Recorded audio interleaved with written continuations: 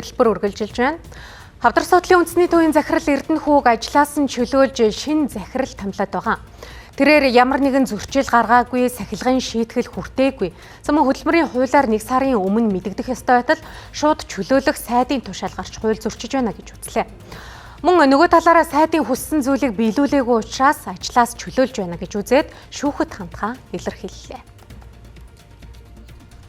Хавдар судлалын үндэсний төвийн захирлын үүргийг төр орлон гүйцэтгэгч Эрдэнэхүүд өнөөдрийн 11 цаг орчимд эрүүл мэндийн яамны ажлын хэсгээс түүнийг чөлөөлж байгаагаа танилцуулжээ.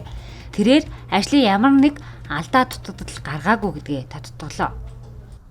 Ер нь бол бүтэн жилийн хугацаанд маш олон дарамт ирж байсан. За энэ тэр дарамтыг бол бид бүхэн байгууллага болон эрүүл мэндийн салбарын асуудал болгоулгүйгээр тухайн ажил үүргийн хүрээнд ерөнхийдөө авч явж байсан. Байнга л хална, байнга л одоо ажлаа өг гэдэг ийм асуудал гарч ирсэн. Тэгээд яг тэр зүйлүүдэд нь бид бүхэн ажлаа сайн хийж байсан учраас тэр зүйлүүд тухайн үедээ хэрвээ энийг сайн хийхгүй бол таны халын шүүл гэдэг асуудал гарч ирсэн. Бид бүхэн тэрийг сайн хийж байсан учраас тэр асуудал намждаг байсан. Одоо тэгээд сүүлдээ одоо энд ирж байгаа тушаал нь бол зүгээр ямар нэгэн үнэлэлгүйгээр шууд ажлаа өгөө гэдэг ийм тушаал ирж байна.